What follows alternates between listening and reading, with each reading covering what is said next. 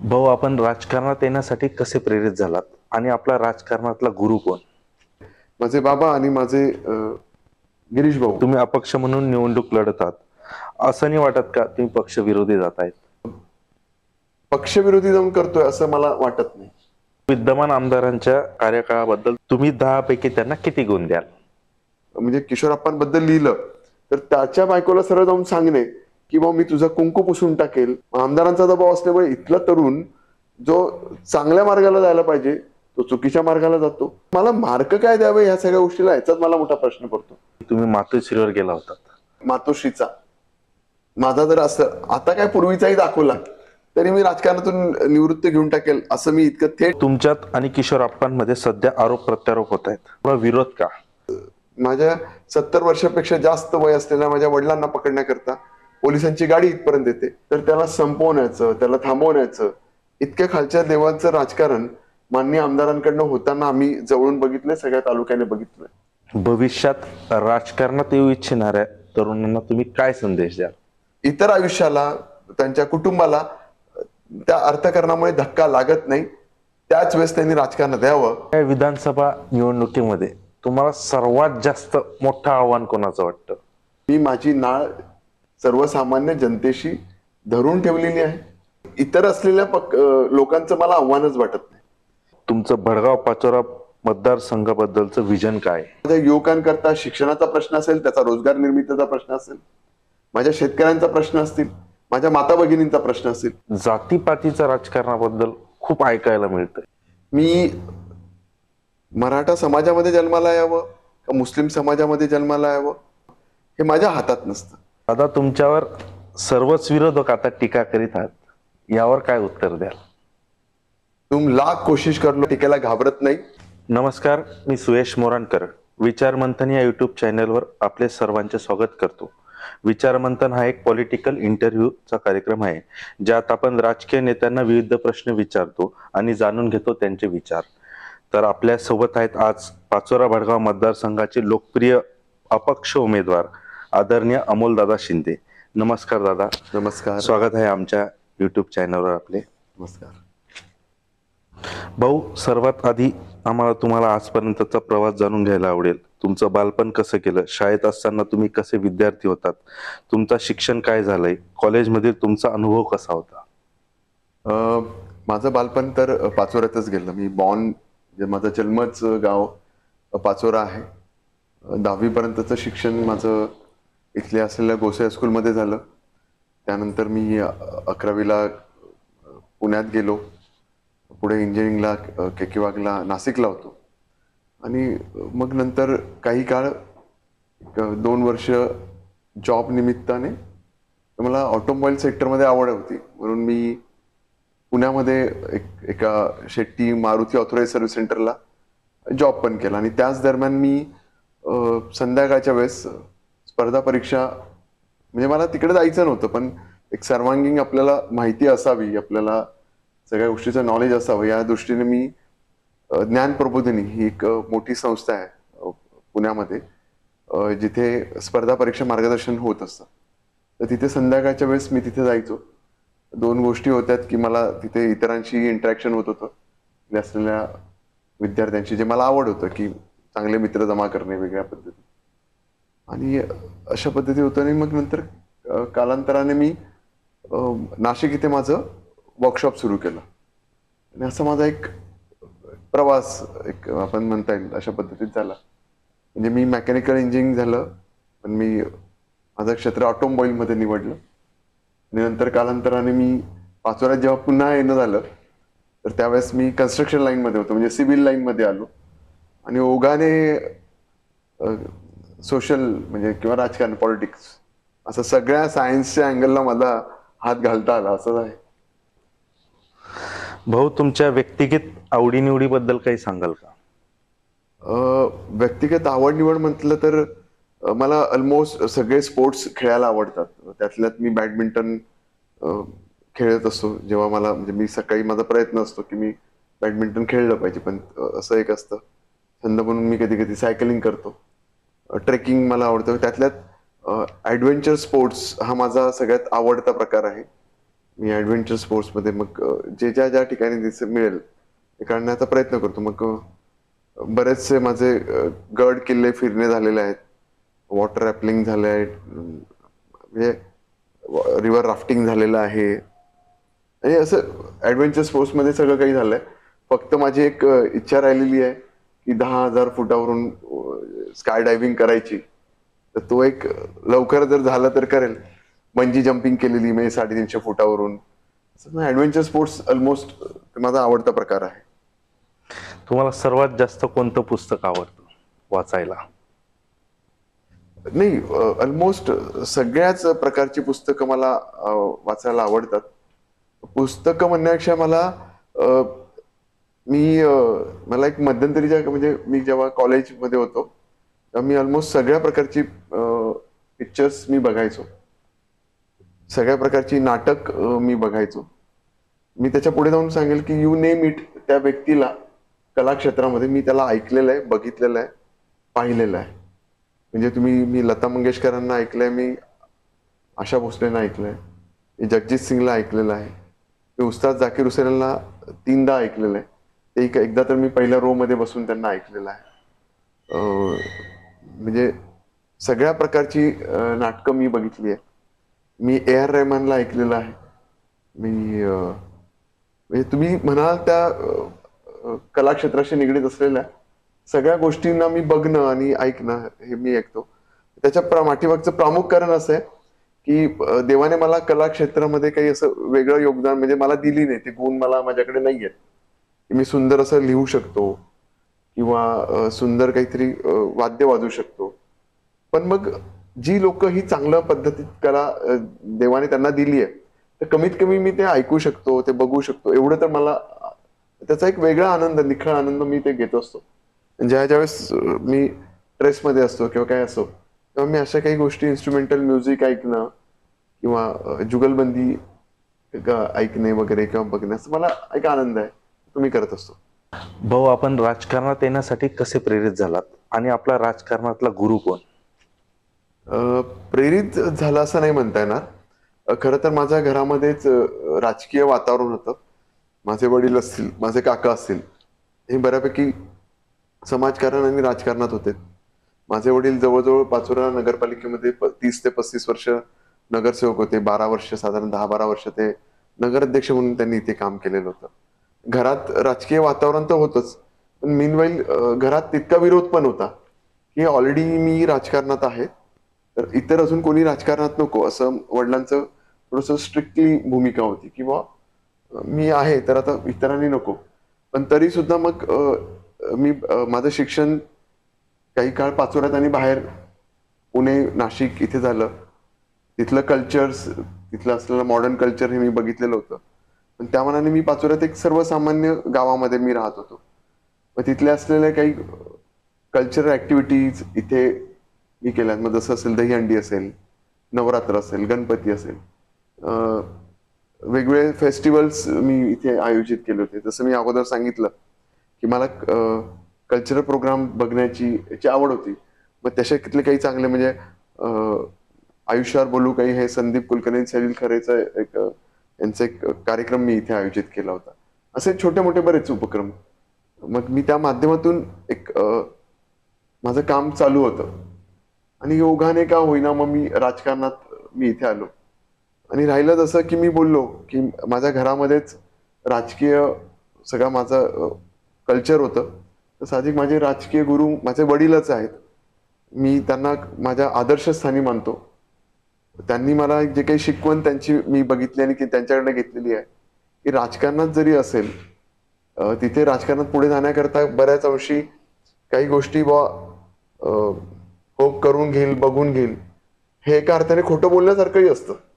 काम जरी नाही होत असेल तर आपण म्हणतो की नाही मी बघून घेतो, मी करून घेतो, थांब थोडंसं. हे जरी असं असेल तरी मी त्यांच्याकडनं एक काही गोष्टी शिकलोय की स्पष्ट वक्तेपणा, की नाही होणार असेल तर हो, नाही होणार असेल तर नाही, हे काम होऊच शकत नाही. आणि मग ते त्यांच्याकडे बघून मी प्रेरित झालो आणि तेच माझे राजकीय गुरु आहेत. आजच्या तारखेला जर कधी आपण पाचोरा शहरामध्ये बघितलं की आज आपण इतर तालुक्यांमध्ये जर बघितलं, भाडगाव आपल्या जळगाव जिल्ह्यातल्या. तर आपल्या लक्षात येतं की आता कुठेतरी काही ठिकाणी छत्रपती शिवाजी महाराजांचे पुतळे होत आहेत, डॉक्टर बाबासाहेब आंबेडकरांचे पुतळे होत आहेत.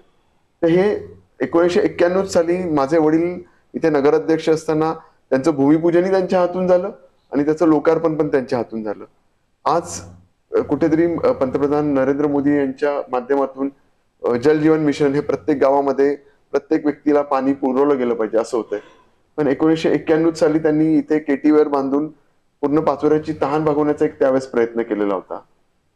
छोट्या मोठ्या जे उद्योगधंदे करणारे लोक असतील त्यांना लो कॉस्ट शॉपिंगच्या माध्यमातून स्वस्त दुकानं कसे त्यांना मिळतील आणि त्याच्याने त्यांना व्यवसाय कसा करता येईल आणि ज्याच्याच माध्यमातून पाचोरा शहर हे कसं डेव्हलप होऊ शकतं, व्यापाराच्या दृष्टीने कसं पुढे जाऊ शकतं, हे त्यांनी केलेलं पाचोरा शहरामध्ये लो कॉस्टचं जाळं असेल शॉपिंग कॉम्प्लेक्स, हे मी माझ्या डोळ्यांनी बघितलं आणि त्या पद्धतीत त्यांनी ती कामं केली आहेत. तर ते खरंच एक आदर्शवत कामं होते. त्याच्यामुळे आजच्या तारखेला तरी मला तेच एक आदर्श आहे. वरच्या लेवलला तुम्ही म्हणाल तर माझे मग एक राजकीय गुरु आपण दुसरे म्हणू शकतो तर माननीय गिरीश भाऊ महाजन आहेत की जे माझे राजकीय गुरु आहेत, ज्यांचा मी हात पकडून आज मी चालत आहे. तर ते एक आदर्शवत आहेत. आरोग्यामध्ये एक सुंदर असं काम आज गिरीश भाऊंच्या माध्यमातून होताना मी बघतोय की कोणीही आरोग्याच्या संदर्भात त्यांच्याकडे आला आणि कितीही दुर्दैव आजार असेल तरी जोपर्यंत तो बरा होत नाही तोपर्यंत त्याचा फॉलोअप घेऊन त्याच्या अडीअडचणी सोडून चांगल्यातला चांगला डॉक्टर, चांगल्यातलं चांगलं हॉस्पिटल त्याला कसं मिळेल आणि तो कसा बरा होईल याची त्यांची धडपड तळमळ मी माझ्या डोळ्यांनी जवळून बघितली आहे. तर असं राजकारणात समाजकारात असताना शेवटच्या घटकापर्यंत त्याला कसा न्याय देता येईल असं कामकाज मी गिरीश भाऊंच्या माध्यमातून बघितलंय. तर ते एक माझे गुरु आहेत. असे माझे बाबा आणि माझे गिरीश भाऊ हे दोन माझे राजकीय गुरु म्हणता येईल. भाऊ, 2019 मध्ये युती असताना तुम्ही अपक्ष लढलात. निसट्टा पराभव तुमच्या त्या ठिकाणी झाला. नेमकी पराभवाची कारण काय? नक्कीच मी राजकारणात आहे. मी मागे याच्याबद्दल खूप एकदा दोनदा बोललो पण आहे की ही काही 10वीचा एक्झाम किंवा 12वीचा बोर्डचा एक्झाम नव्हतं किंवा माझे अपोनंट माननीय आमदार किशोरप्पा असतील त्यांना 99% मिळाले आणि मला 98 मिळाले, किंवा त्यांना 99% मिळाले आणि पासिंगला 35%च लागतात तर मला 35% मिळाले. तर ते पण पास आणि मी पण पास असं नाहीये. ही लोकशाही आहे, हे राजकारण आहे. लोकशाहीत झालेलं ते इलेक्शन्स होतं. एक मताने का होईना मी हरलो असेल आणि ते निवडले असेल तर तो त्यांचा विजय आहे आणि माझा पराजय आहे. अल्पशा मताने माझा पराजय झाला तो मी खुल्या मनाने मान्य केला की हो मी हरलो आहे आणि मी त्यांना शुभेच्छा दिल्या की त्यांच्या हातून काम चांगलं व्हावं. पण मी जेव्हा विचार केला की बाबा मी एवढ्या कमी मताने का पडलो तर मला असं जाणवलं की बाबा मी माझे ध्येय धोरण, माझे जे उद्दिष्ट आहेत ते कुठेतरी लोकांपर्यंत पोहोचण्यामध्ये मी कमी पडलो असं मला वाटतं की मी ते योग्य प्रकारे त्यांच्यापर्यंत पोहोचू शकलो नाही. तो विश्वास, तो ट्रस्ट माझ्या पाचोऱ्या भडगावकरांच्या जनतेमध्ये मी तो निर्माण नाही करू शकलो की बाबा नाही हाच तो मुलगा आहे. ज्या माझ्या माता भगिनी असेल तर त्यांना वाटेल की हा माझा मुलगा आहे की हो माझा पाचोरा शहर बदलू शकतो. माझे तरुण असतील त्यांना ते तितका तो विश्वास कदाचित आला नाही की हा रोजगार निर्मिती उपलब्ध करून देण्यामध्ये तितका सामर्थ्य राहू शकतो की काय.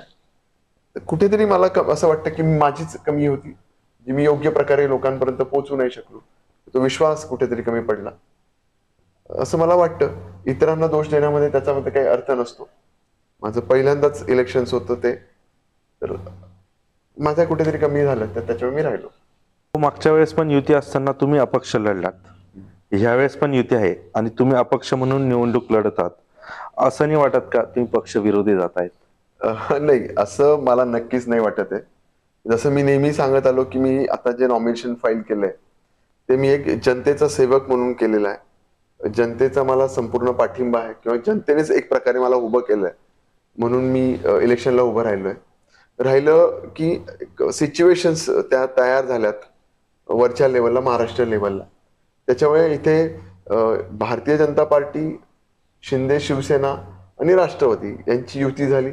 तर दुसऱ्या बाजूला आघाडी झाली जिथे मध्ये काँग्रेस, उभाटा उद्धव बाळासाहेब ठाकरे यांची शिवसेना आणि शरद पवारांची राष्ट्रवादी, ते काही वरचे काही समीकरण तयार झालेत, त्यानुसार ती घटना घडली.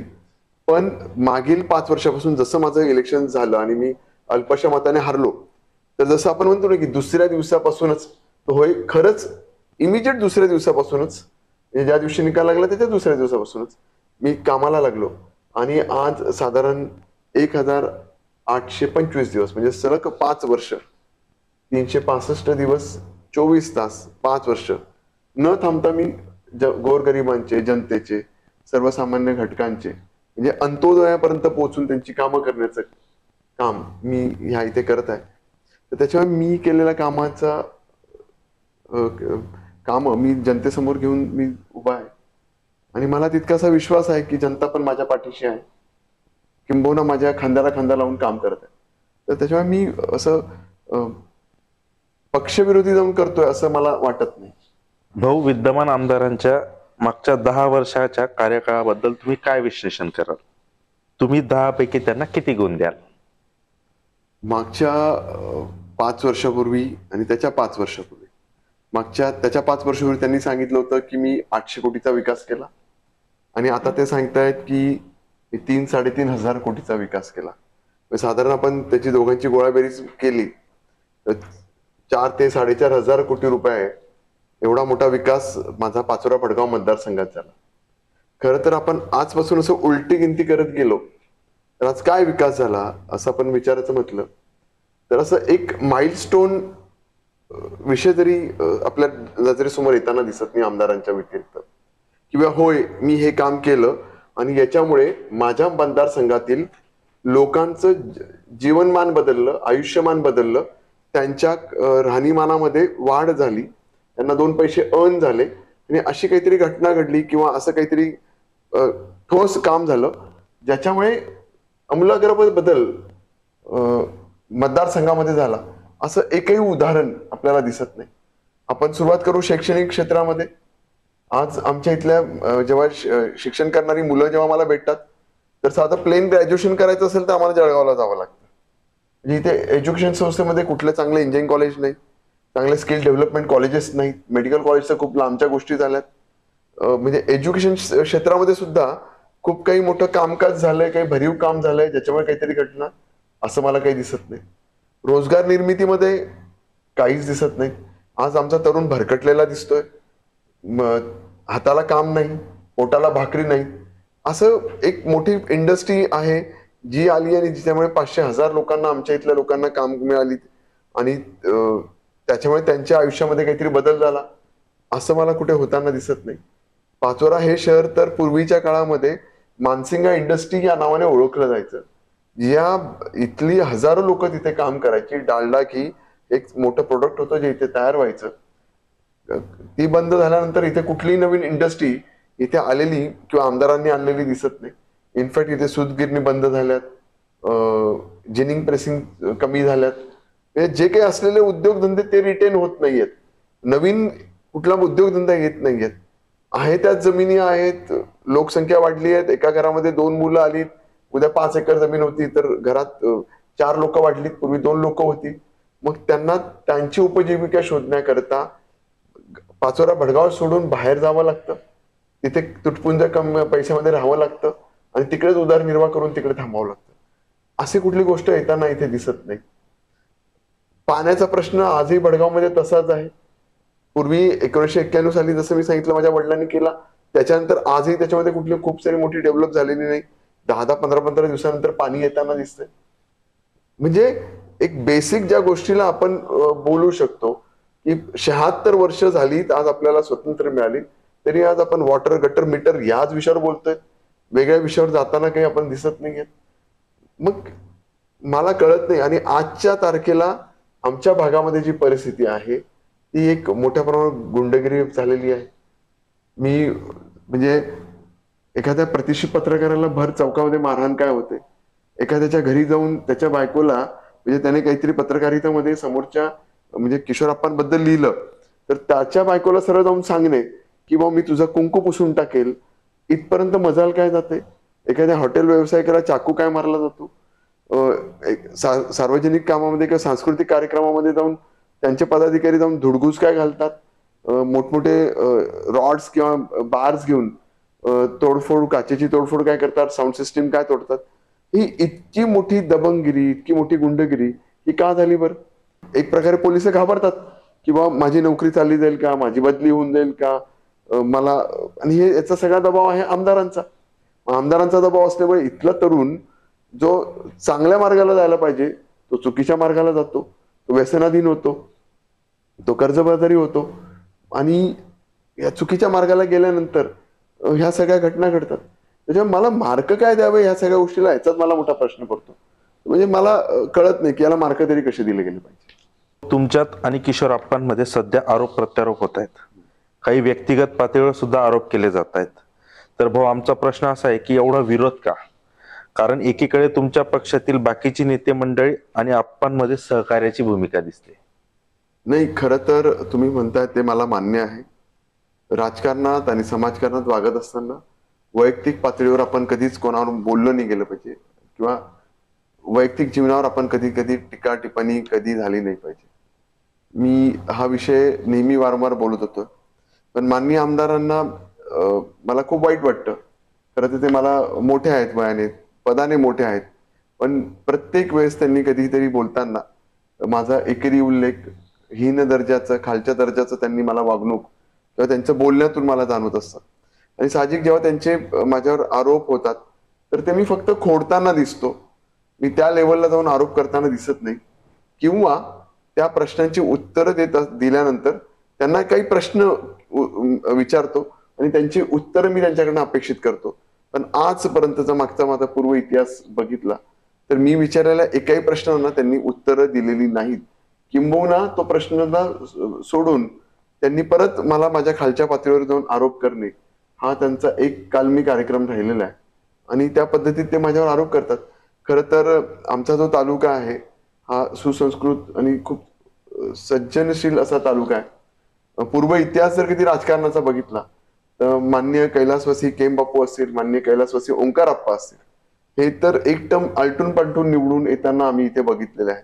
पण तरी सुद्धा एक दोघांचे राजकीय मोठे प्रतिस्पर्धी असतील, वैरी असतील, तर मात्र म्हणजे यांच्यात वैचारिक मतभेद असतील, पण यांच्यामध्ये वैयक्तिक असे कुठे मतभेद किंवा वाद इथे आम्ही कधी बघितले नाही.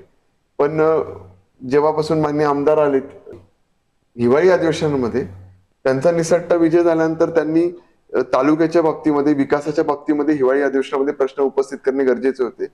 पण त्यांनी तसं न करता माझ्या वैयक्तिक कुटुंबावर, माझ्या असलेल्या एज्युकेशन संस्थेवर विधानसभेमध्ये आवाज उठवला, त्याच्याबद्दल बोललेत. आणि चुकीच्या माहितीच्या आधारावर मला, माझ्या कुटुंबियाला म्हणजे माझ्या आई वडिलांना भर कोविडमध्ये म्हणजे त्यांनी केलेल्या आरोपामुळे कोविड सारख्या परिस्थितीमध्ये संपूर्ण जग हे घरामध्ये होतं. पण त्यावेळेस माझ्या 70 वर्षापेक्षा जास्त वय असलेल्या माझ्या वडिलांना पकडण्याकरता पोलिसांची गाडी इथपर्यंत येते. इतक्या खालच्या दर्जाचं राजकारण त्यांनी त्यावेळेस केलं. माझे आई असतील, माझे काका काकू असतील, यांच्यावर सुद्धा त्यांनी खालच्या दर्जाचे आरोप करून पोलीस गाडी घरापर्यंत पाठवली. आणि अशा पद्धतीत एक बहुजन समाजातला असलेला व्यक्ती तो राजकारणात पुढे येतो, पुढे जाऊ शकतो, हे जेव्हा त्यांच्या लक्षात येतं तेव्हा ऐन केन प्रकारे खोटे आरोप करून त्यांना संपवण्याचा प्रयत्न माननीय आमदारांमार्फत होत असतो. तेव्हापासून मी बघितलं की कुठल्याही एखाद्या व्यक्तीने राजकीय मोठी इच्छाशक्ती दाखवली किंवा त्याने पुढे जाण्याचा प्रयत्न केला, त्यातल्यात तो बहुजन समाजाचा असेल तर त्याला संपवण्याचं, त्याला थांबवण्याचं इतक्या खालच्या लेवलचं राजकारण माननीय आमदारांकडनं होताना आम्ही जवळून बघितलंय, सगळ्या तालुक्याने बघितलंय. तर अशा लेवलचं कधीही राजकारण होऊ नये या मताचाही मी आहे. तुमच्या आरोप केले जातात तर साहजिक तुम्हाला त्याचं उत्तर देणं क्रमप्राप्त ठरतं, कारण त्याच्यामुळे लोकांमध्ये गैरसमज जातं किंवा गैरसमज पसरतात की तुम्ही या विषयावर बोलत नाही. तर त्याच्यावर मी बोलून मला झालेल्या आरोपांची फक्त मी उत्तरं देण्याची केलेली आहे. आणि खूप सोप्या शब्दामध्ये मी त्यांना त्यांनी चुकलेल्या गोष्टींना मी प्रश्न केलेले आहेत, त्याची सुद्धा त्यांनी आजपर्यंत कधी उत्तर देताना आम्हाला दिसले नाही. तर ते मान्य आहे. आणि मी नेहमी ती एक काळजी करतो की माझ्या दृष्टीने मी कधीही बोलताना माझी पातळी, माझी संस्कृती, माझी संस्कार हे कमी होणार नाही. त्यांना योग्य तो मान सन्मानातच मी बोललं गेलं पाहिजे. त्याच्यामुळे मी आमदारांना नेहमी त्या सौम्य आणि योग्य रिस्पेक्ट मध्येच मी त्यांच्याशी बोलण्याचा प्रयत्न करतो. दादा, जळगाव जिल्ह्यामध्ये भडगाव पाचोऱ्याचे शेतकरी खूप नाराज आहेत असं ऐकायला मिळतंय आम्हाला. याबद्दल तुम्ही काय सांगाल? होय, ही खरं आहे, वास्तव आहे. खरं तर आपण शेतकऱ्याला जगाचा पोशिंदा म्हणतो, पण त्या शेतकऱ्याबद्दल कधी कोणी विचार करताना मला दिसलंच नाही. एक चांगलं उदाहरण मी या निमित्ताने सांगू शकतो की शेतकऱ्यांना नेमकं हवं काय. पाचोरा म्हणजे जळगावपासून पाचोऱ्यापर्यंत, पाचोऱ्यापासून चाळीसगावपर्यंत, चाळीसगावपासून येवल्यापर्यंत एक सुंदरसा असा सिमेंट कॉन्क्रीटचा रोड झाला, 1000 कोटीचा रोड झाला. नक्कीच मला मान्य आहे, विकासाच्या दृष्टीने तालुका आणि इतरांच्या दृष्टीने हा रस्ता होणे हे डेव्हलपमेंटच्या दृष्टीने गरजेचं होतं. परंतु माझ्या इथल्या तालुक्यातला असा किती शेतकरी आहे जो ह्या रोडने रोज प्रवास करतो, रोज जळगाव जातो? कधीच नाही. एखादी व्यक्ती जो शेतकरी आहे तो जळगावला 2 दिवस, 4 दिवस, 10 दिवस, 15 दिवस, अर्थात 20 दिवस पूर्ण वर्षभरामध्ये तो त्या रस्त्याने प्रवास करतो. परंतु तो त्याच्या घरापासून त्याच्या शेतीपर्यंत दिवसातून एकदा नव्हे तर 2-2दा जातो. समजा रखरखत 40 डिग्री 50 डिग्री ऊन पडलेलं आहे, शेतीमध्ये काहीच पिकलेलं नाही आहे, तरी सुद्धा शेतीचा बांध सुद्धा इकडे तिकडे हलणार नाही, तरी सुद्धा तो सकाळी उठून रखरखत्या उन्हामध्ये शेतीकडे जाऊन फक्त एक निश्चित चक्कर मारून येत असतो. खूप मोठा धोधो पाऊस पडलेला आहे, माझी शेती वाहून तर नाही गेली ना, पीक कसं आहे, उभं पिकाला काही अडचण झाली का, एवढ्या मोठ्या पडणाऱ्या पावसामध्ये सुद्धा माझा शेतकरी घरातून उठून शेतीवर जात असतो. म्हणजेच काय, तर त्याला काय पाहिजे की त्याच्या घरापासून त्याच्या शेतीपर्यंत जाणारा, ज्याला आपण शेत शिवार रस्ता म्हणतो, तो एकदम चांगला पाहिजे. त्याचं पीक निघाल्यानंतर त्याला इझिली ट्रान्सपोर्टेशन करून एखाद्या व्यापाऱ्यामार्फत, म्हणजे त्याने कापूस का लावला असेल तर एक ट्रॅक्टर मार्फत, त्याच्या बैलगाडी मार्फत किंवा गाडी मार्फत तो कापूस काढून वेचलेला कापूस घरापर्यंत किंवा मार्केटपर्यंत घेता येईल का? केळी असेल तर घेऊन जाता येईल का? त्याला त्याचं मटेरियल त्याच्या शेतापर्यंत नीट योग्य पद्धतीत घेऊन जाता येईल का? तर त्याला काय पाहिजे, तर घरापासून शेतीपर्यंत जाणारा चांगला रस्ता पाहिजे. दुसरं असलेला गोष्ट म्हणजे वीज पुरवठा. आजच्या तारखेला वीज पुरवठा मुबलक आहे, परंतु जे ट्रान्सफॉर्मर, ज्याला आपण डीपी म्हणतो बोली भाषेमध्ये, त्या एका डीपीवर म्हणजे 30-30, 40-40, काही ठिकाणी तर 50-50 कनेक्शन्स असतात. मग ज्या वेळेस आपण जाऊन मोटर सुरू करतो, त्या ऍट अ टाइम एकाच वेळेस सगळे शेतकरी मोटर सुरू करतात आणि तो ट्रान्सफॉर्मर, तो टीपी, तो जळतो, खराब होतो, नादुरुस्त होतो. आणि मग तो नादुरुस्त झालेला ट्रान्सफॉर्मर परत बदलून द्यायचा असेल तर महिना, 1.5 महिना लागतो आणि तरी सुद्धा त्याला मिळत नाही. ते समोर त्याच्या डोळ्यासमोर असलेलं उभं पीक, ज्याला रोज पाणी देणं गरजेचं असतं, ते जळताना तो बघतो. म्हणजे मग तो नाराज नसेल का? त्याला वाईट वाटत नसेल का? मागच्या 2-3 वर्षामध्ये बघतोय की म्हणजे मागच्या वर्षी पाऊस कमी पडला म्हणून शेतीचं नुकसान, या वर्षी पाऊस जास्त पडतो म्हणून शेतीचं नुकसान. म्हणजे कुठल्याही अँगल. आणि बरं, एवढं सगळं होत असताना त्याच्या पीक मालाला भाव मिळत नाही, त्याच्याकरता कोणी आवाज उठवताना दिसत नाही.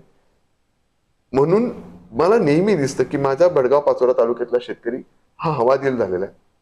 एक चांगलं उदाहरण तुम्हाला सांगता येईल की मागच्या वर्षी ज्या वेळेस पाऊस कमी पडला त्यावेळेस मी आणि भारतीय जनता पार्टीच्या माध्यमातून हा तालुका हा दुष्काळग्रस्त घोषित केला गेला पाहिजे याच्याकरता वारंवार पाठपुरावा केलेत. कलेक्टरांकडे गेलो, कृषी अधिकाऱ्यांना भेटलो, गिरीश भाऊंना भेटलो, पण कुठेतरी मी कमी पडलो आणि माझा तालुका दुष्काळग्रस्तच्या ऐवजी दुष्काळ सादृश्य, म्हणजे धळचा मा ज्याला आपण म्हणतो तसाच झाला. पण सक्षम लोकप्रतिनिधी जर कधी मंगेश दादा सारखे होते तर त्यांनी त्यांचा तालुका हा दुष्काळग्रस्त म्हणून घोषित करून घेण्यात आला आणि त्या माध्यमातून तिथल्या असलेल्या शेतकऱ्यांना भरघोस असा निधी मिळताना आम्ही सर्वांनी बघितलाय. म्हणजे भडगाव तालुक्यातल्या शेतकऱ्यांचा आणि चाळीसगाव तालुक्यातल्या शेतकऱ्यांचा बांधाला बांध आहे, तरी सुद्धा तिकडच्या तालुक्यातल्या शेतकऱ्यांना भरपूर सारे पैसे मिळतात आणि आमच्या शेतकरी हा कोरडा राहतो. या वर्षी भरपूर पाऊस पडला. यावर्षी आमदार साहेबांनी सांगितलं की ओला दुष्काळ जाहीर करतो. 1 दिवस झाले, 2 दिवस झाले, आता जवळजवळ 20 दिवस झालेत, अजूनपर्यंत सुद्धा ओला दुष्काळ जाहीर झाला नाही. आम्ही ओला दुष्काळ जाहीर करू हा वगैरे नंतरचा प्रश्न आहे, पण त्याच्या अगोदर काही आर्थिक स्वरूपात मदत या शेतकऱ्यांना पर हेक्टरी काही देता येईल का, अशी तरी काहीतरी पॅकेज देता येऊ शकते का, त्याची सुद्धा आम्ही मागणी लावून ठेवली. पण हे आज कुठेही होताना दिसत नाही. आणि हा सगळा विषय जर आपण बघितला तर साहजिकच शेतकरी हा नाराज आहे, इथल्या लोकप्रतिनिधीवर नाराज आहे, किंवा इथल्या लोकप्रतिनिधी त्यांचं कुठलंही काम पूर्णपणे केलेलं नाही. मागच्या वर्षी ज्या वेळेस पाऊस कमी पडला आणि मी दुष्काळग्रस्त तालुका घोषित करा म्हणून मागे लागत होतो, तर त्यावेळेस आमदार साहेब कुठे दिसत नव्हते. मग मी पीक विम्याच्या माध्यमातून आपल्या शेतकऱ्यांना कसा न्याय देता येईल याच्याकरता मी प्रयत्न केला.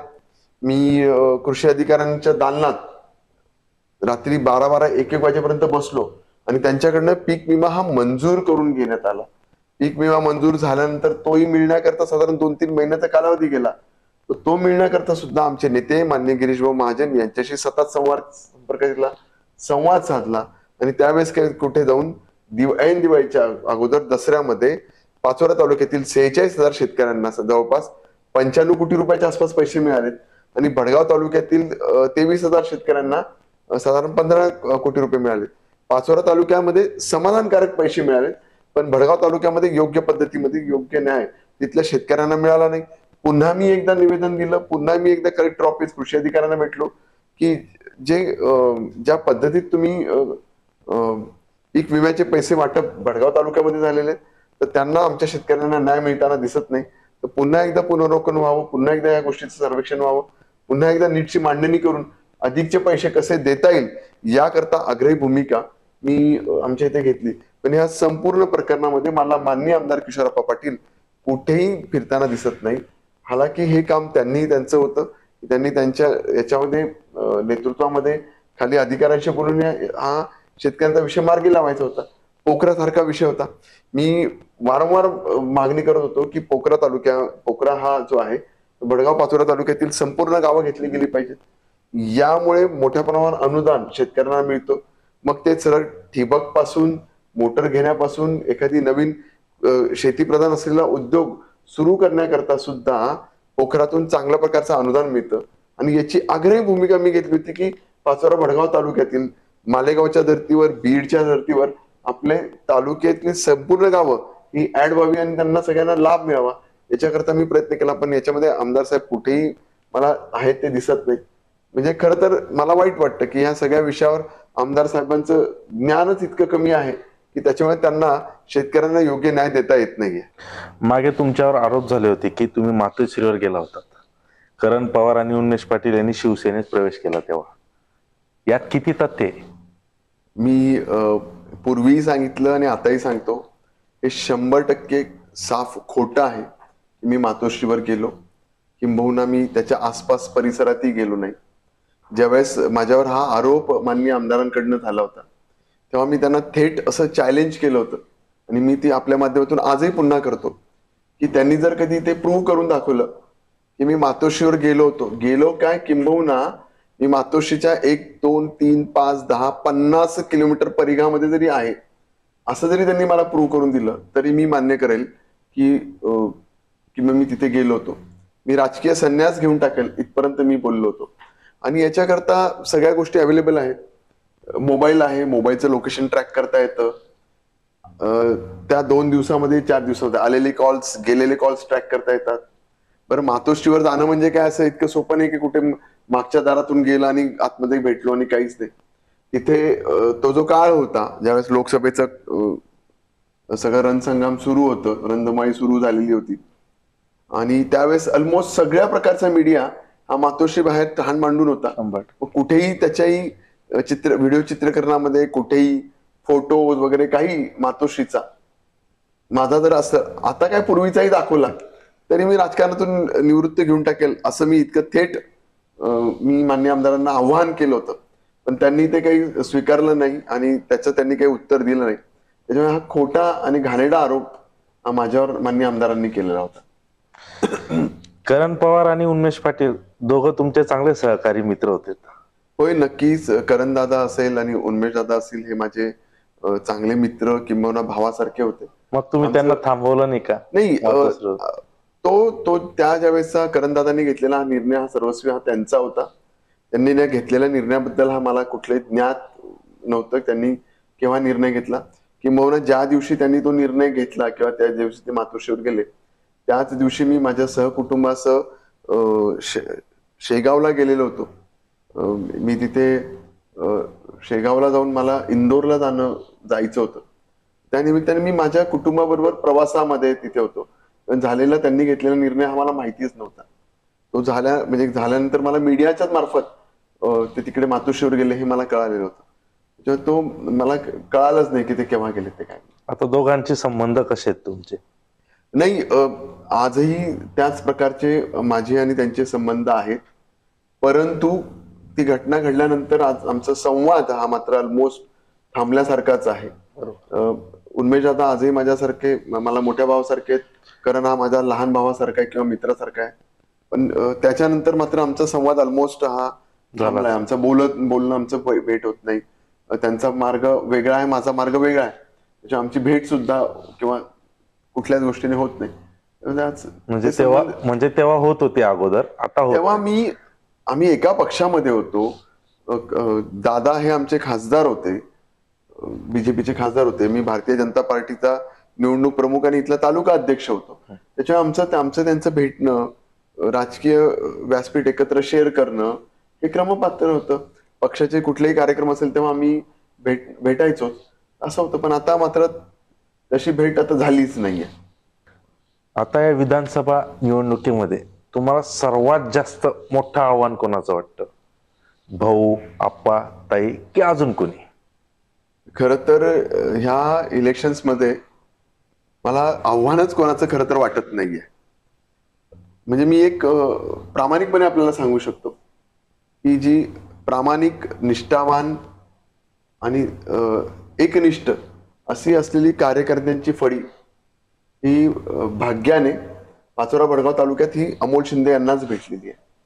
माननीय आमदारांकडे फक्त ठेकेदार लोक आहेत, ताईंकडे फक्त त्यांचा कॉर्पोरेट वर्ल्ड आहे, दिलीप भाऊंकडे तर आता काही शिल्लक राहिलेलं नाही. त्याच्यामुळे इलेक्शन्स लढण्याकरता जे मोठं कार्यकर्त्यांचं पाठबळ लागतं ते फक्त माझ्याकडे आहेच. त्याच्यामुळे मी इतर असलेल्या लोकांचं मला आव्हानच वाटत नाही. नंबर 1. नंबर 2, ज्या पद्धतीमध्ये मागील 5 वर्ष मी माझी नाळ सर्वसामान्य जनतेशी धरून ठेवलेली आहे, त्यांच्या येणाऱ्या प्रत्येक अडीअडचणीमध्ये, त्यांच्या सुखदुःखांमध्ये मी उपस्थित आहे. मी त्यांच्या दुःख कमी करण्याकरता मी माझे जे प्रयत्न करत आहे, अंत्योदयापर्यंत जसं म्हटलं जातं किंवा शेवटच्या घटकापर्यंत मी पोहोचून त्यांची कामं करण्याचा प्रामाणिक प्रयत्न मी इथे केलेला आहे. त्याच्यामुळे मला आज असं वाटतं की मला यांचं आव्हान नसून मला जनतेचं इतकं भरभरून प्रेम किंवा आशीर्वाद मिळत आहे, तर त्याच्यामुळे मी हा आव्हान पकडतच नाहीत किंवा ते माझ्या आव्हानाकरता असतील म्हणून. खरं तर मी ज्या दिवशी माझं 28 तारखेला नामांकन पत्र दाखल केलं त्या दिवशी उसळलेला जनसागर हा जर आपण बघितला असता किंवा तो अनुभवलेला असता तर आपल्या लक्षात आलं असतं की ज्या पद्धतीमध्ये, उत्स्फूर्त पद्धतीमध्ये तरुणाईंनी मला साथ देण्याकरता तिथे हजेरी लावली होती, मला आशीर्वाद देण्याकरता पाचोरा भडगाव तालुक्यातील थोरांनी तिथे उपस्थिती लावली होती. आणि साधारण 25,000 पेक्षा जास्त एका अपक्ष उमेदवाराचा फॉर्म भरण्याकरता तिथे लोक उपस्थित होते. मला त्यांनी जमिनीवर पाय सुद्धा ठेवू दिला आणि साधारण 2-2.5-3 किलोमीटर पर्यंतचा अंतर हे मी त्यांच्या प्रेमामुळे त्यांच्या खांद्यावर बसून मी माझं नामांकन दाखल करेपर्यंत पोहोचलो होतो. इतका भरभरून प्रतिसाद जर कधी जिल्ह्यामध्ये कोणाला मिळाला असेल तर ते भाग्य अमोल शिंदेला मिळालेलं होतं, त्या अपक्ष उमेदवाराला मिळालेलं होतं. आणि त्याच्या जोरावर मला असं वाटतं की येणाऱ्या विधानसभेमध्ये मी 1 लाखापेक्षा जास्त मतं, म्हणजे झालेल्या मतदानापेक्षा 51% जास्त मतं मिळवून मी विजय होईल असं मला वाटतं. त्याच्यामुळे मी प्रतिस्पर्धी लोकांचं मी आव्हान मला आहे असं समजतच नाही. हे तर आता एक फॉर्मॅलिटी राहिली आहे म्हणून इलेक्शन्स होत आहेत आणि मी इलेक्शन्स त्या फॉर्मॅलिटी मधून फॉर्म भरून पुढे चाललोय असं मी म्हणेन. काही लोकांना, म्हणजे बऱ्याच उमेदवारांना पक्षाची तिकीटे मिळालीत, म्हणजे जे आत्ता आलीत आणि त्यांना पक्षाची तिकीट मिळाली, आणि तुम्ही अपक्षच, मागच्या वेळेस पण अपक्ष, ह्यावेळेस पण अपक्ष. नाही, आता त्याच्यामध्ये त्यातल्याच आपण एक विचार करू शकतो की ते वैशुताईचंच असू शकतं. त्यांना उभाटाचं तिकीट मिळालं आणि ते उभे राहत आहेत. असो ना, म्हणजे लोकशाहीमध्ये मी जसं मागे बोललो की कोणी इलेक्शन्स लढू शकतं आणि त्याच्यामध्ये उभं राहू शकतं.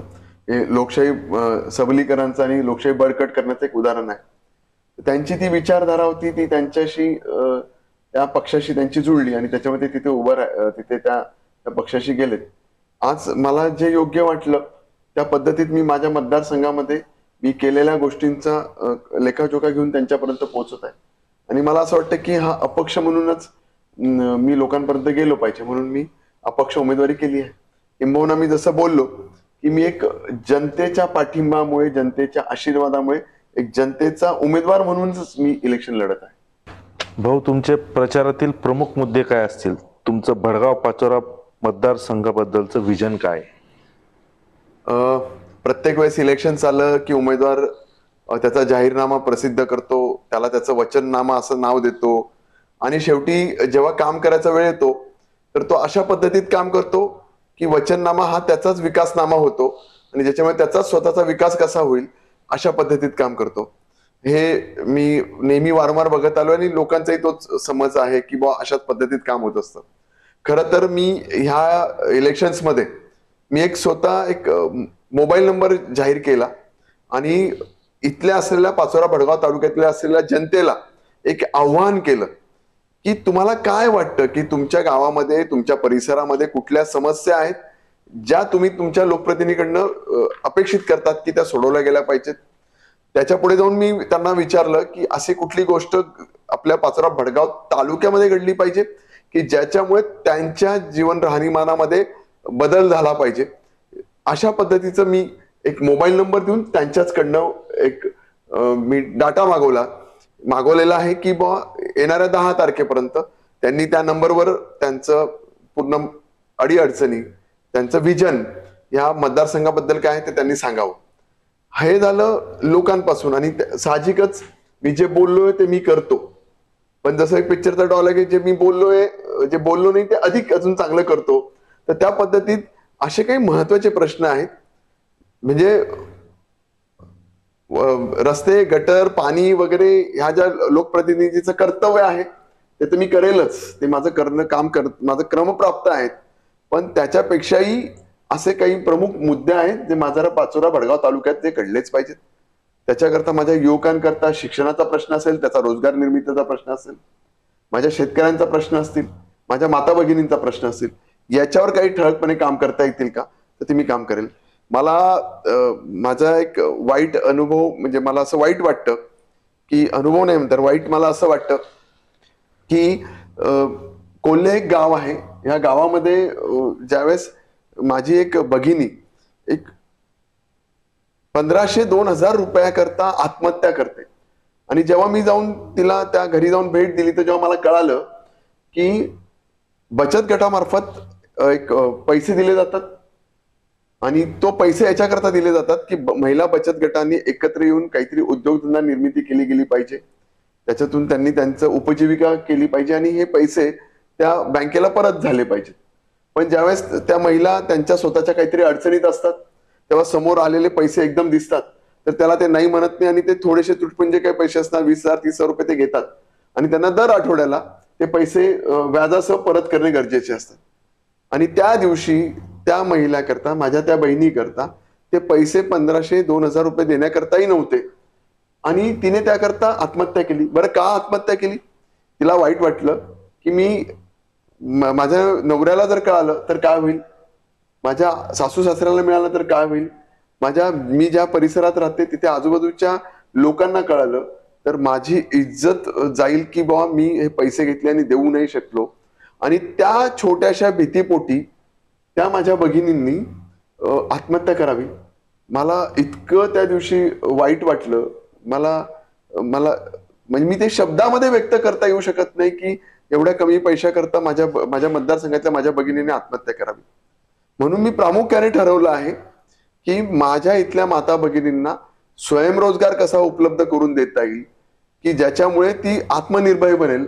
फक्त बोलण्यातून नाही तर ते कृतीतून कसं करता येईल, तिने घरी बसून तिचे 2 पैसे कसे तिच्या उपजीविकेकरता कसे तिने तिला कमवता येतील, ह्या पद्धतीमध्ये मला काम करण्याची इच्छा आहे. मग तुम्ही मला विचाराल की हे कसं होऊ शकतं, हे हाऊ इट इज पॉसिबल, हे कसं काय हे आहे ना, हे सहज शक्य आहे. याच्याकरता तुमचं तसं विजन पाहिजे.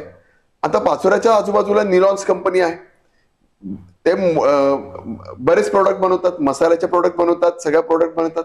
असं होऊ शकतं का त्यांनी काही मटेरियल्स आमच्या इथल्या माता भगिनींना दिलं आणि त्यांनी ते प्रोडक्ट बनवून त्यांना दिलं, असं होऊ शकतं का? तयार झालेलं प्रोडक्ट माझ्या इथल्या माता भगिनींनी पॅकिंग करून त्यांना परत केलं किंवा इतर कंपनीला परत केलं आणि त्यांनी केलेल्या कामाचा मोबदला त्यांनी तिथे दिला. म्हणजे माझी इथली असलेली माता भगिनी घरातलं सगळं कामकाज करत असताना मिळालेल्या वेळेमध्ये तिला जे हातामध्ये काम आपण दिलेलं आहे ते काम करून त्याच्यामध्ये 2 पैसे कमवून तिची उपजीविका करू शकते, तिचं राहणीमान बदलू शकते. असं आपल्याला काही काम करू शकतं का? अशा बऱ्याच मोठ्या कंपन्या आहेत ज्या आजूबाजूच्या परिसरामध्ये आहेत, त्यांच्याकडनं काहीतरी काम घेऊन ते काम माझ्या इथे असलेल्या घरामध्ये बसलेल्या माझ्या माता भगिनींना दिलं आणि त्याच्यातून करता येईल का? इथल्या असल्या माता भगिनींनी इथल्या असल्या बचत गटाच्या मार्फत एकत्र येऊन एक कुठला तरी छोटासा उद्योग समूह सुरू करता येऊ शकतो का? आणि त्या उद्योग समूहातून त्यांनी त्यांची उपजीविका सुरू म्हणजे करता येऊ शकते का? ते 2 पैसे कमवू करता येऊ शकते का? याच्यावर सुद्धा आपल्याला काम करता येऊ शकतं. आणि हे काही खूप मोठं रॉकेट सायन्स नाही करण्याकरता, काही वेगळ्या गोष्टी लागत नाही. फक्त त्यांनी तयार केलेला प्रोडक्ट चांगल्या मार्केटिंग करून तो विकता येऊ शकतो का? म्हणजे जेव्हा आपण एखादी फॅक्टरी आपण इथे तयार करू तर असं होऊ शकतं की प्रोडक्शन करण्याकरता काही महिला आपण त्याच्यावर काम करतायत, काही महिलांनी मार्केटिंगचं काम केलं आणि त्यांनी तो माल विकतायत, काही महिलांनी फायनान्स डिपार्टमेंट बघितला आणि फायनान्स डिपार्टमेंट करून हे केलं, काही महिलांनी ऍज लाईक ए सीईओ आणि त्यांची डायरेक्टर कंपनी म्हणून ती कंपनी चालवली. असं मिळून 100 महिला मिळून एक उद्योग सुरू केलेला आहे. ज्या महिलांमध्ये जी स्किल आहे, जी कॅपेबिलिटी आहे ती तिने ते काम केलं आणि त्या पद्धतीत तो व्यवसाय त्यांनी केला. तर असं करून सुद्धा 2 पैसे चांगले कसे कमवता येईल असं काम माझा उद्देश आहे. की मग त्यांना त्याच्याकरता एक मोटिवेट कसं करता येईल, त्याच्याबद्दल त्यांना काही विजन दाखवता येईल का? तसे काही उद्योगधंदे किंवा तसं काही काम करण्याकरता काही मार्गदर्शन शिबिर आयोजित करून त्या बचत गट महिलांना काही कामकाज देता येऊ शकतं का? हा माझा त्याच्यामध्ये काम करण्याचा उद्देश असेल. आज माझ्या इथला तरुण भरकटला आहे, तो वेगळ्या दिशेला गेलेला आहे. मग त्याच्याकरता काय काम करता येतील का? रोजगार निर्मिती करता आपण काही काम आणू शकतो का? मग एखादी मोठा उद्योग समूह इथे आणून किंवा एखादी मोठी इंडस्ट्री इथे आणून आपण त्यांच्या हाताला काम देऊ शकतो आणि त्यांच्या हाताला काम देऊन माझा इथला इकडे तिकडे भरकटलेला तरुणाला एक योग्य दिशा दाखवता येऊ शकते. आज आमच्या इकडे काय होतंय, पोलीस भरती असेल, आर्मी भरती असेल, स्पर्धा परीक्षा असेल, याच्याकरता तरुण मोठ्या प्रमाणावर वळालेला आहे. आणि मग साहजिक फक्त तो अभ्यास करत चाललेला आहे, पण त्याला योग्य असं मार्गदर्शन मिळत नाही. कारण त्या प्रकारचं मार्गदर्शन पुणे, मुंबई, नाशिक इथे जावं लागतं. तेवढे पैसे तो अफोर्ड करू शकत नाही. मग त्याला त्या प्रकारचं चांगलं मार्गदर्शन इथे मिळेल का? मोठ्या प्रमाणात लायब्ररी इथे उपस्थित असतील का? सगळ्या प्रकारचे पुस्तकं त्याला इथे मिळू शकतील का, ज्याच्यातून तो चांगलं ज्ञान घेऊन काम करू शकतो?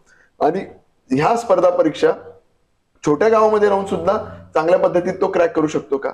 एक साधं उदाहरण आहे की पोलीस भरतीमध्ये जातो, पोलीस भरतीमध्ये तुम्हाला मोठ्या प्रमाणात पळावं लागतं, गोळाफेक करावा लागतो. एखादी चांगला ट्रेनर आणला आणि त्याने फक्त एका दिवसामध्ये जरी सांगितलं की पळण्यामध्ये अशी एक टेक्निक वापरली की बा पाय किती अंतरावर फेकला पाहिजे, किती पाय उंच उचलला पाहिजे, गोळाफेक करताना तुझी ताकद नेमकी कुठून कशी लागली पाहिजे, तू कसे स्टेप्स घेऊन तो गोळा फेकला पाहिजे, त्याची हाईट किती दिली म्हणजे तो किती लांब अंतरावर जाऊ शकतो.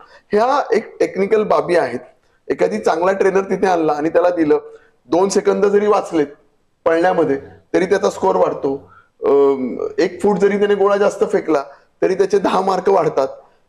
अभ्यास करत असताना बुद्धिमत्तेच्या चाचणीमध्ये आपण जेव्हा सोडवतो तर त्या कुठल्या टेक्निक्स वापरून कमी वेळामध्ये ते प्रश्न सोडवले जातात.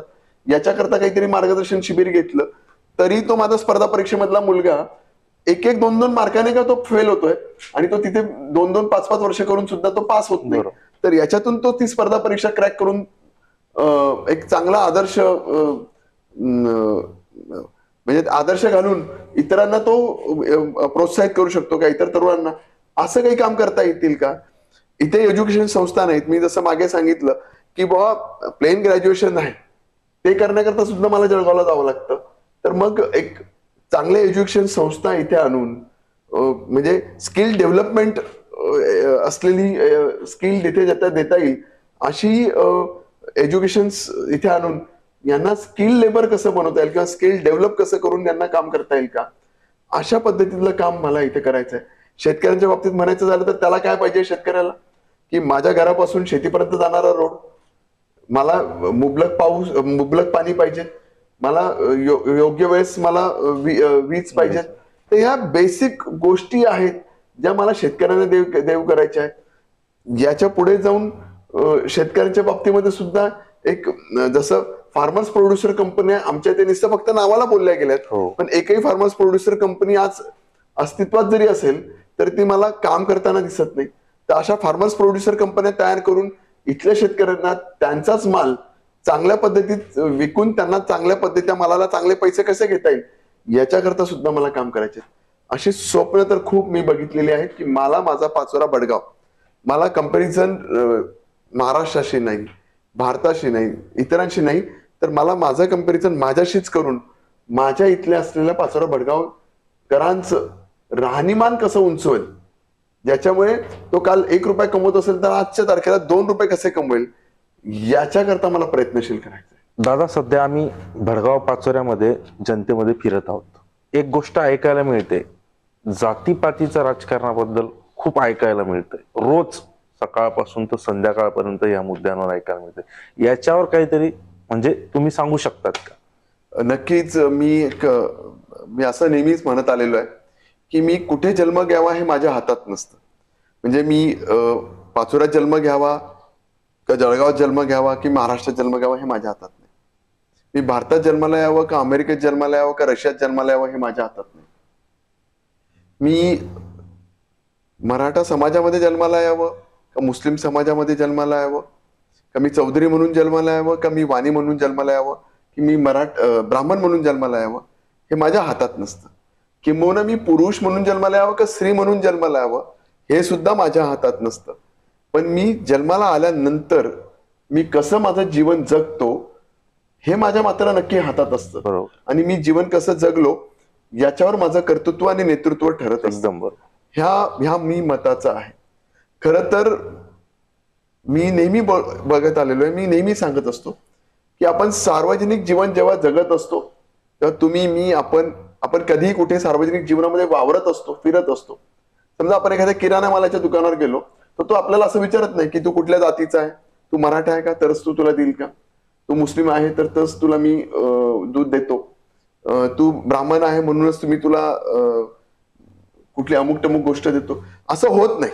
आपण सार्वजनिक जीवनामध्ये जेव्हा जीवन जगत असताना जातीपातीचा भेदभाव सुद्धा आपल्याला लक्षात येत नाही.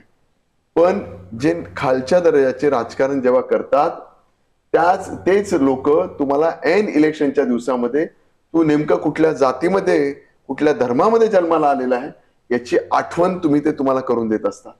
आणि याचा मी नेहमी कडक म्हणून विरोध केलेला आहे. खरं तर मी ज्यावेळेस माझ्या बौद्ध धर्मामध्ये असलेल्या माझ्या मित्रांना जेव्हा मी भेटत असतो त्यावेळेस मी डॉक्टर बाबासाहेब आंबेडकरांच्या विचाराने प्रेरित झालेला एक अमोल शिंदे असतो. ज्यावेळेस मी माळी समाजामध्ये जाऊन त्यांच्यामध्ये राहत असतो त्यावेळेस शिक्षणाची क्रांती ज्योत ज्यांनी पेटवली ते माझे महात्मा ज्योतिबा फुले, माझी सावित्री आई यांच्या विचाराने प्रेरित झालेला माळी समाजाचा अमोल शिंदे असतो. ज्यावेळेस मी मराठा समाजामध्ये जात असतो त्यावेळेस बाला बरुतेदारांना एकत्र घेऊन एक स्वराज्याचं स्वप्न ज्यांनी बघितलं त्या शिवरायांनी प्रेरित झालेला अमोल शिंदे तुम्हाला तिथे दिसेल. त्याच्यामुळे मी कधी जातीपातीचं राजकारण मी माझ्या आयुष्यात कधी केलेलं नाही. मी माझ्या आणि यापुढेही मी माझ्या जातीपातीचं राजकारण मी माझ्या आयुष्यात कधी करणार नाही. ज्यांना इलेक्शन जिंकण्याकरता वाटेल त्या लेव्हलला जावं लागतं अशाच प्रकारची लोक ही जातीपातीचं राजकारण करतात आणि त्यांची पोळी शिजवण्याचा प्रयत्न करत असतात. मी आपल्या माध्यमातून सांगू इच्छितो की सगळ्या जाती धर्माला घेऊन पुढे चालणारा हा अमोल शिंदे आहे. आणि तो कायमस्वरूपी असाच राहील. भविष्यात राजकारणात येऊ इच्छिणाऱ्या तरुणांना तुम्ही काय संदेश द्याल? नेहमी असंच म्हटलं जातं की तरुणांनी राजकारणात आलं पाहिजे, राजकारणाची दिशा बदलली पाहिजे. आजच्या काळाची गरज ही तरुण आहेत, त्यांनी राजकारणात आलं पाहिजे. खरं तर मी मी ह्या विचाराचा वेगळा आहे. नक्कीच तरुणांनी राजकारणात आलं पाहिजे, पण हे राजकारणात केव्हा आलं पाहिजे? ज्या वेळेस त्यांनी व्यवसायामध्ये एक उंची गाठलेली असेल, ज्यावेळेस त्यांनी नोकरीमध्ये एक उंची गाठलेली असेल, म्हणजे सरळ सांगायचं असेल तर ते 100% स्वावलंबी झालेले असतील. त्यांना इतका मुबलक पैसा किंवा आपली फॅमिली इतक्या मोठ्या प्रमाणात सेटल केलेली असेल, त्यांनी तितका वेळ त्यांनी फॅमिलीला दिला असेल की ज्याच्यामुळे त्यांनी राजकारण किंवा समाजकारण वेळ दिल्यानंतर सुद्धा तो पैसा, त्यांचा शिल्की असलेला पैसा वापरल्यानंतर सुद्धा त्यांच्या आर्थिक, शारीरिक आणि कौटुंबिकला कुठलाही धक्का लागत नाही. त्याच वेळेस त्यांनी राजकारणात यावं. अन्यथा जोपर्यंत ते आर्थिक पूर्णपणे स्वावलंबन होत नाहीत, इतका मुबलक पैसा त्यांच्याकडे येत नाहीत की त्यांनी राजकारणामध्ये तो किंवा समाजकारणामध्ये खर्च केला तरीही त्यांच्या इतर आयुष्याला, त्यांच्या कुटुंबाला त्या अर्थकारणामुळे धक्का लागत नाही. त्याच वेळेस त्यांनी राजकारणात यावं, अन्यथा त्यांनी राजकारणात येऊ नये, असं माझं परखड मत आहे. कारण आजच्या तारखेमध्ये राजकारणात किंवा समाजकारणात तुम्ही जेव्हा येतात तेव्हा पैसा हा फॅक्टर तितकाच महत्वाचा आहे. त्यामुळे तो पैसा तुमच्याकडे मुबलक प्रमाणात असेल तरच तुम्ही येण्याचं धाडस करावं. अन्यथा येऊन आपण समाजकारणाकरता खूप काही करतोय, परंतु आपल्याच कुटुंबामध्ये किंवा आपल्यामध्ये प्रचंड अडचणी किंवा अस्वस्थता असेल तर ती ही चुकीची ठरते, असं माझं मत आहे. आता तुमच्यावर सर्वच विरोधक आता टीका करीत आहेत, यावर काय उत्तर द्याल? मी माझ्या सगळ्या विरोधकांना एकच उत्तर देईल, तुम लाख कोशिश कर लो मुझे बदनाम करने की, मैं जब जब भी बिखरा हूं तो दुगनी रफ्तार से निखरा हूं.